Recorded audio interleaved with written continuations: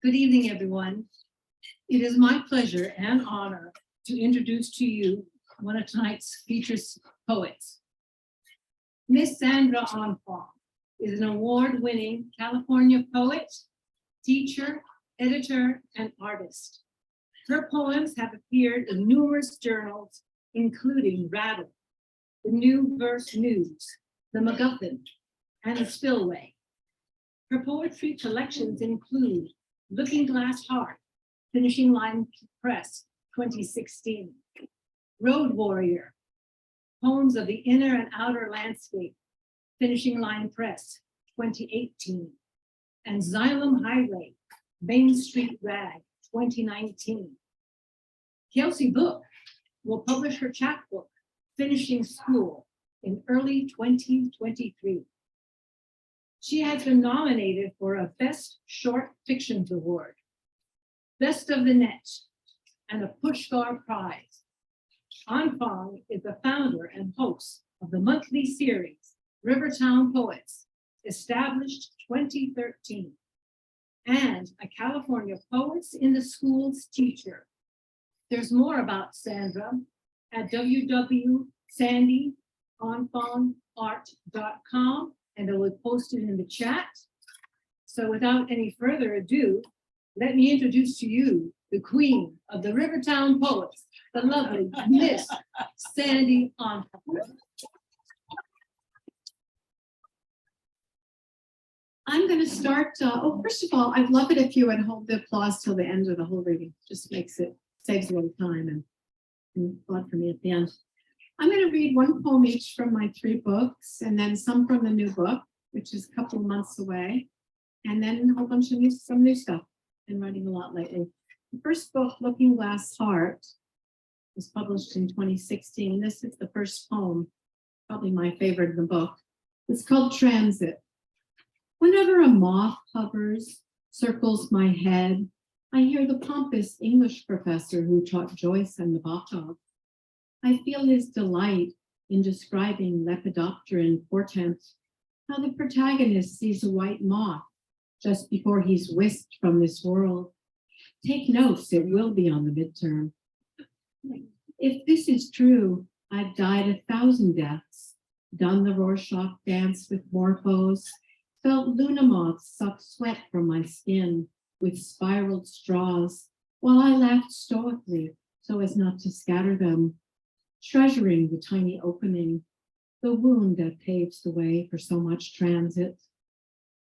Explication, that Western patriarchal need to transmogrify the symbolism of creatures who visit the nether world, drinking light as we do sweet wine, landing on nectar-filled slippers, dying for a chance at the long view, as we might fit a coin into binoculars to gaze across a famous bay, is analysis, not understanding.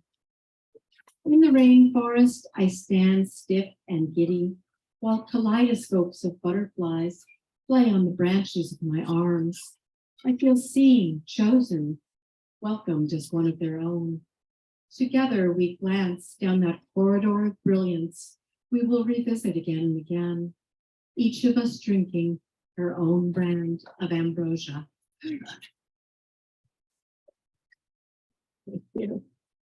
And from my second book, Road Warrior, this is a book of poems of place, although all of the poems in it are attached to a place where I had some experience. A few times it's just a place I read about or watched a film about. This one is called Behind the Canvas, and it's set on Tunitas Creek Road near Half Moon Bay.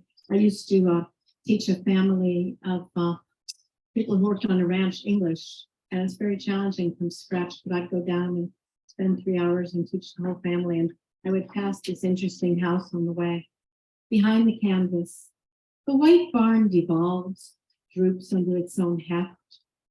The tang of damp straw from a hayloft shoots an arrow to my brain. Paint chips gouged to milky blue cling to the clapboard. The wind's the culprit, stealing frosting from a yellow cake. I see the family sitting down to Sunday supper, grandma in her wire rim, flowered apron with its splint-tip scorch marks, Grandpa in his red suspenders. Yellow stained fingers pluck tobacco from his beard.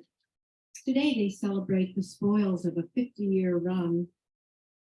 Two ghostly Chevys guard the silo, their windows blown out, anointed with the stench of crankcase oil, the hardy blood that fuels their veins. A breeze plays tag in the open spaces. Listen, there's a song of woodwinds, crickets sitting in on harmony. Three strays strut outside the toothless fence. If you close your eyes, you can taste the scent of sulfur from their new-laid eggs a mile downstream. Right. And now a poem, I think one poem from Xylem Highway, 2019 book. And this was a request. Robert asked me to read this one, so I feel like a DJ. I guess I take requests now officially. It's called Tent Caterpillars. Tent caterpillars shrouded the maples of my youth in ivory bunting. White webs festooned their crowns like circus tents hung round the town. I found them fascinating and revolting, not malicious though, not malignant as my father did, who watched his precious fruit trees turn to tattered ash. In Oakland, I passed them under freeway bridges, lining concrete slabs, linked rows of tents like longhouses, covering every patch of dirt, laundry strung across their flaps like prayer flags. My friend gives money to the women and the ones with dogs. How do I prioritize their bloody lack? Food, heat, a shredded coat to warm a winter back. I dream of tent caterpillars and ponder the thinness of the cloth that segregates us as I hunker in my house on the green side of town and turn up the heat. And now for some couple of poems from my new book, Finishing School, which is coming out in January, and then some new things. This first one is called East Side Story. Hands on our hearts in the dark theater, a gaggle of 8th grade girls slouch in the schwitz bath of our collective awe. As Tony and Maria embrace on the balcony, we taste their forbidden love, sweet and tart as new strawberries. Huddled beneath the triangle scarves we sewed in home ec, we hold our breath through the kisses, grip forearms at the rumble, exhale through the dance numbers. I want to be in America bursts from my throat as I wash the dishes, sweep the house, or turn the soil. Bail bond shops, bordered dress marts, blooming with quinceañera dresses, turquoise, yellow, and red. They bind my heart to the drama like the rip-racked skirts of island dolls that whirl across the IMAX screen of memory. Are we the same girls who flirted with Ouija boards at seances on the bottom bunk at summer camp? The ones who danced with lead-tongued boys at socials in the rec hall? So little has changed since then. Everything has changed. And the next one is the last poem in Finishing School. It's called Continuation High, based on my experience teaching high school over in Sonoma, continuation high school. The 4th graders are on the fence about poetry. They lack confidence, unlike the 3rds, whose papers filled with unicorns and rainbows. The 5ths, already bored, drape their arms along their desks like elders lost to barca-loungers. I pull rabbits from my hat, invite the goddess in as special guest, teach them onomatopoeia tag, a game I made up just before class. Some will write their hearts out before life betrays them, parts them from their tenderness. When I walk in, the high school kids are texting, feet on chairs. They're my hard-to-reach group of troubled teens, already sorted by the school to prison system that's paid to keep them down. I read them Jimmy Baca's poems. Their eyes roll up. Some snore, but wait, there's a minute shift in the weather of the room. A slightly straightened spine, an itchy pen begins to scuttle across the page. There's a sudden silence that descends. I ignore the jeers, the fucks and hellas that ricochet from vinyl walls. I know this school cares more about their souls than what they say. Throwaway kids, some already mothers rocking babies in the nursery down the hall. Kids with meth head fathers, cocaine mamas. Abuse blinks like a marquee on the back wall.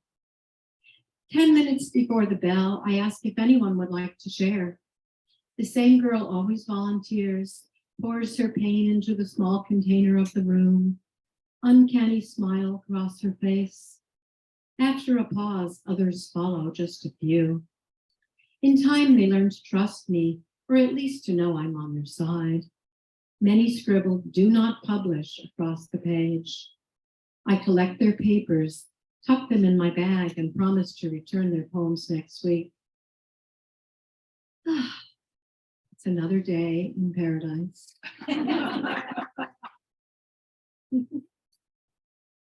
Yeah. That was a hard one to write. And now for a few new things. This one is called Liberality. It's a first line, last line poem after Pamela Alexander's Crossing. So I often read a poem and I maybe steal a line and it starts a whole new poem. In this case, it was her last line. I am rock and sky and the seam that welds them. I am the lineman between your hip bone and the comforter's kiss. I am the earthworm stitching seed to soil with the silk of slug saliva. I am the first black crim shoot pushing through the soil. I am the Cooper's hawk tracing contrails on the cornflower sky. I am the keening of a dying man alone in the hospital cell. I am your name inscribed on the Vietnam Veterans Memorial. I am the blood painting the undercarriage of your skin. I am the marriage of bee and bud in the forest chapel. I am the bellows that push and pull the storm front, creating wind. I am the animus in you, and you the anima in me. How beguiling we look in the funhouse mirror.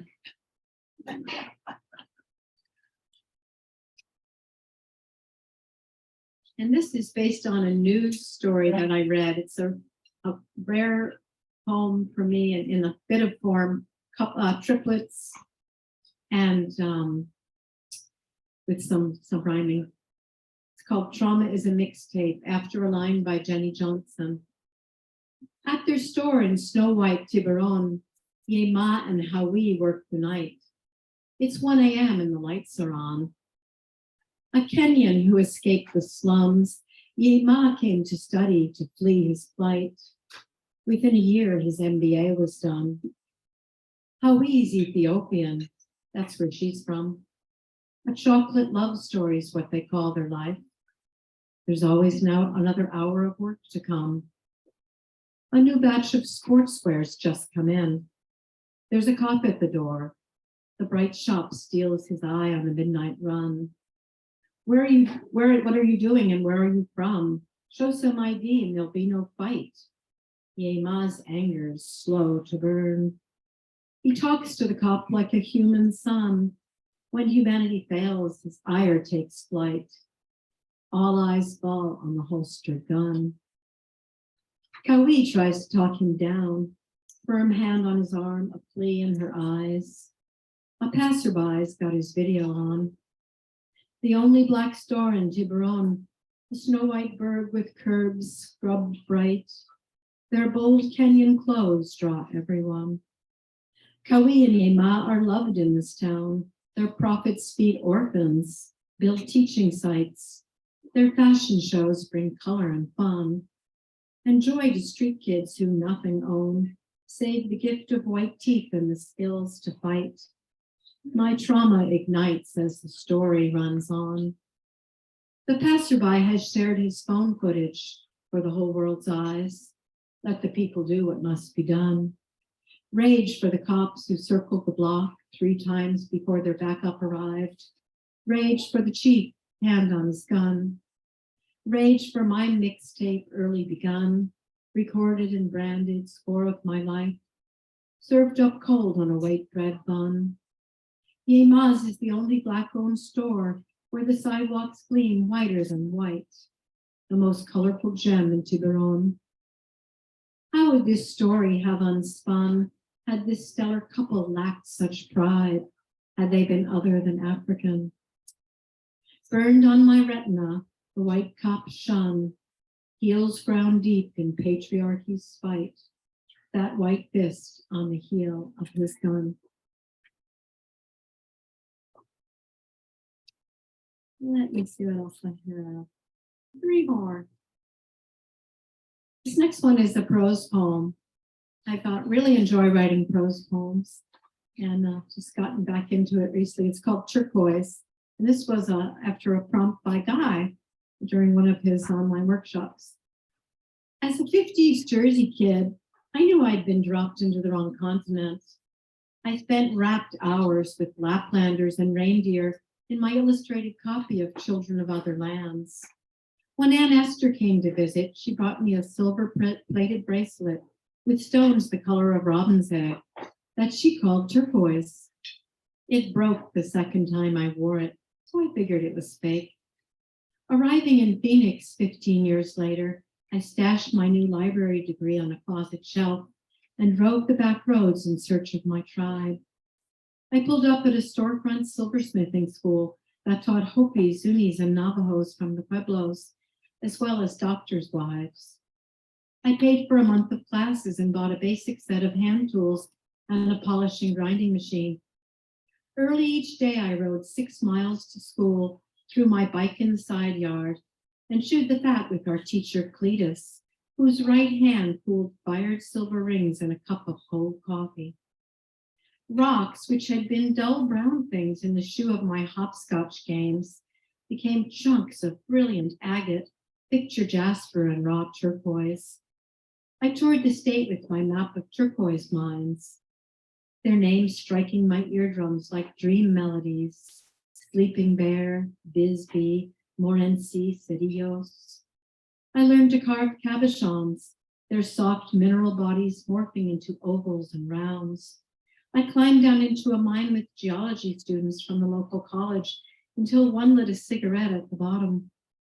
Decades later, the grinder and polisher inhabit other garages. The hand tools lounge in a red plastic box on my workbench, breaded with linty grease. The pickling crock has grown borax stalagmites. I nod to them as I service the litter boxes each night. I'll be back, I mutter under my breath. I think I'll just do 2 more, getting a bit long. Let's see. Maybe just 1 more. This is a poem I worked on a lot this summer at the Napa Valley Writers Conference, which was a wonderful place to go. If you ever think about it, talk to me about it. The mall. I didn't want to go to the mall. An ER visit for my geriatric Max, what dragged me there. I window shopped for the past, even as I laughed at the prospect of finding it in plastic storefronts, arcades, and wax museums of Michael Jackson mannequins. I loved El Centro, where people loiter, feed pigeons, and spit on curbs, where carnal flavors harmonize and glaze the streets with life, so unlike the mall with its 2-for-1 death manicures. I don't love the 50-cent M&M machines that cough up 3 misshapen lumps, nor the slick-haired huckster peddling cheap wind-up dogs that flip for an hour before their springs give out. I don't love the toy pushers hustling children or the clumps of preteens queued outside the gaming shop, though I admire their vapid, pimpled faces, empty slates that might still sprout a hip-hop line or 2. I love the toddlers running circles on the colored tile, as if actors in a life-size game of Candyland. I love the blue-haired crone riding lightly in her wheelchair, licking a snow cone, and the young man in dreadlocks pushing her along, his soft hand on her shoulder. I love the merchants at the dying Sears, bagging the last of their wares like idols before the tabernacle shuts its doors for good. I love how they remember to say ma'am and thank you against the backdrop of empty shelves. I don't love the food court with its red dye and frankenfoods, but I love the mestizo man picking at a teriyaki bowl and the private joke he shares with the security guard, whose tears roll down his chin, irrigating the field of his fried rice. Thank you for listening.